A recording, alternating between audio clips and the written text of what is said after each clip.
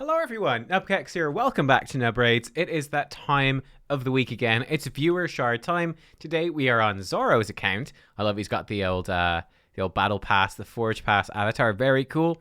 And we're going to be pulling a few shards for him for the Uko fusion. So let's do it. Let's dive in. What we're going to be doing, what he wants to do, is to pull 6 sacred shards and then to pull all 9 of the void shards. He's not actually in particular hunting for any of the 10x champions, believe it or not. The big thing that he wants is probably no surprise. If anyone doesn't have Geomancer, it's pretty much got to be the most wanted epic for a lot of players right now. So Geomancer is the number 1 right here. So let's dive in, and then he's going to be saving the other 15 sacreds for the possibility of a guaranteed sacred. I think that's very, very likely to happen in the near future, seeing as we're going to have like this 10x event, which does really incentivize pulling sacreds as just the quickest way to get through it. That's really incentivized right now, obviously because it's part of the Uko fusion. And we're going to have the champion chase with sacreds. It's going to be next week. Had a few people saying voids. It shouldn't be voids at all. We should have, it usually goes ancients, sacreds, then voids for the summoning events, right? For 2x events. And we had ancients just last week with the guaranteed dwarf guy whose name I've already forgotten. I haven't had time to build him up. Torture Helm, get out of here. Let's go again. You're not Geomancer. We don't want to see you. Any legendary would also be nice as well. We won't complain about that. Grunge Killjoy. This is a champion. I can't remember if I pulled him recently myself or if he's a champion I just don't have on my account. Certainly a kind of intriguing one where he has a full team cleanse that then puts a bunch of continuous heals out. So he can actually be, I think, pretty damn good for things like Nether Spider. I think he can do some fun stuff with some bombs as well. He can put out some bombs. What is it? He fills turn meter whenever bombs detonate on an enemy. Like, he can do some kind of fun stuff with bombs. He can do some kind of fun stuff with continuous heal type teams. Interesting champ. I've never ever used him, but he's one that I will look at some point. Oh, Thoresque Smiley herself, the smiliest champ in the game. She's delighted with herself, really happy.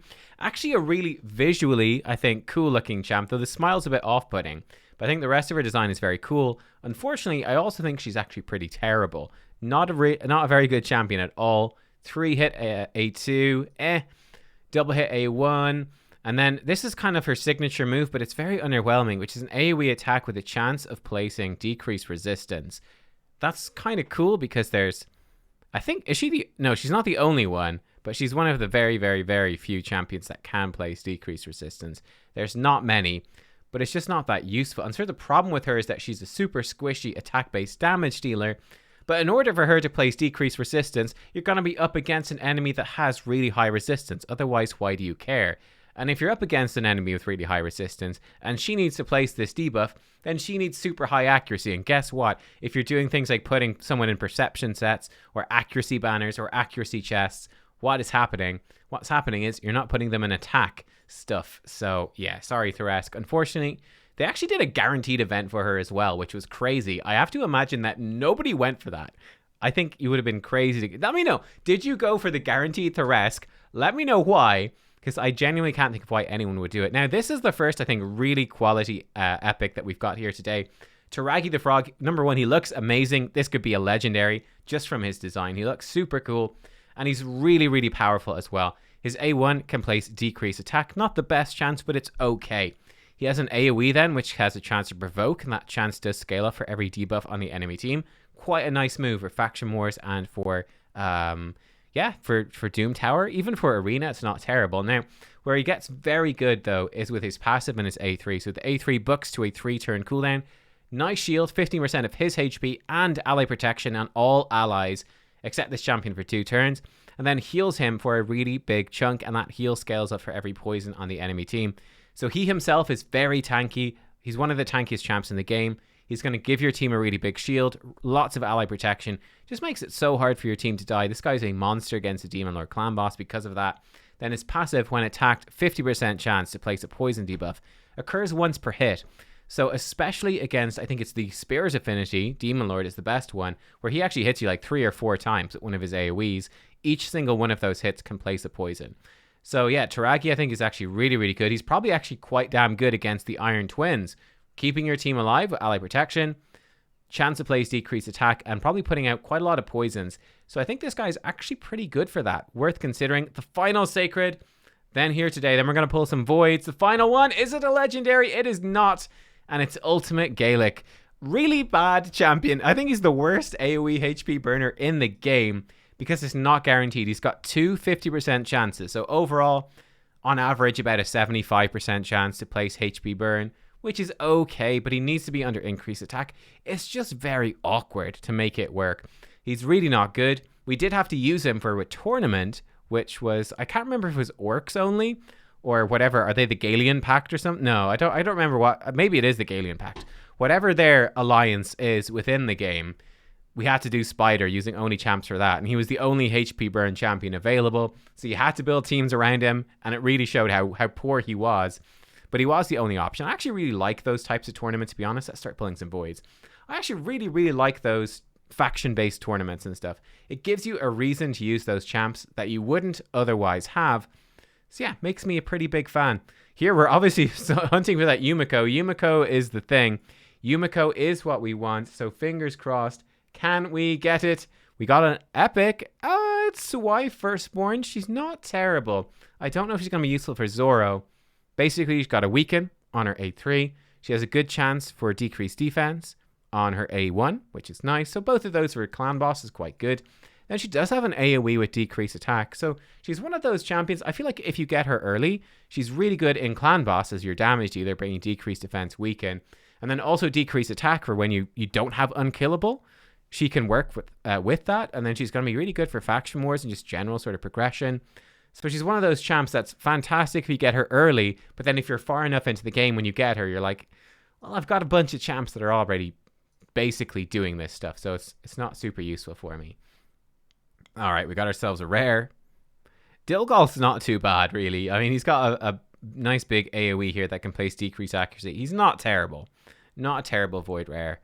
I think I built one up to level 50. I intended to build him to 60 for Faction Wars, and then I got like better dwarves before I ever got around to getting him to 60. So we went into the vault. But it's sort of worth considering. Bulwark, again, another one that's really good early because he has this chance to extend all debuffs on the attacker. Then he has HP burn. What's his A1? Just a mini weaken. Yeah, it's the small version of weaken, so not super useful. But he just comes in, and he's just like a tanky tank for clan boss that extends your buffs, which is cool. Here we go. We've got 3 to go. We've got a rare. Ifrit. Get out of here, Ifrit. 2 to go. No legendary yet today. Can we do it? I mean, the chances are so slim. Just imagine if Yumiko came out. Actually, Kurzad Deep Heart.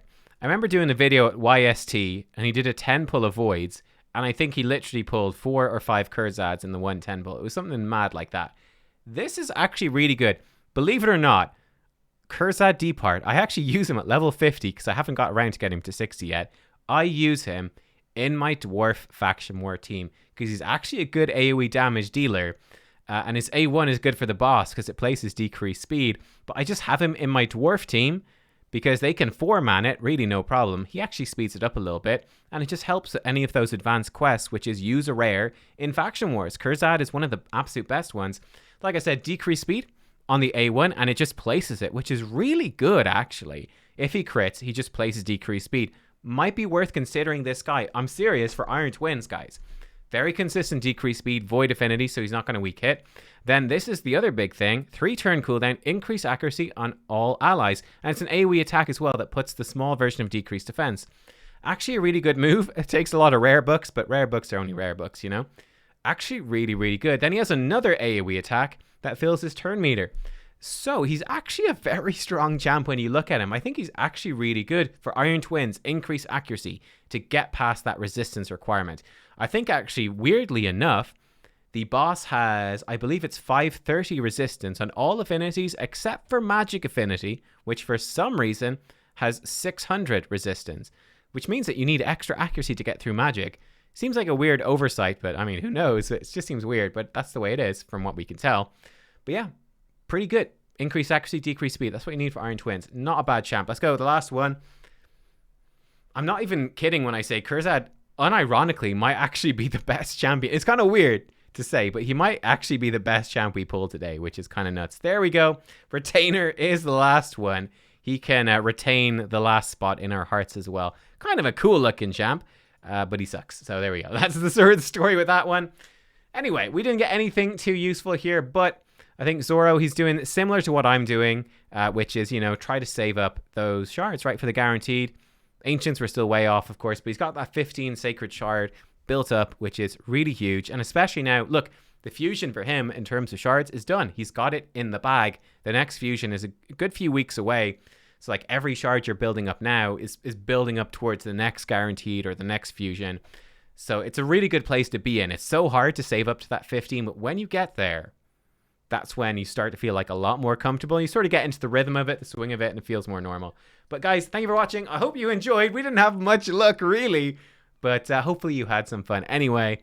And we had some nice chats along the way. We were feeling chatty today. You know, we're talking shit.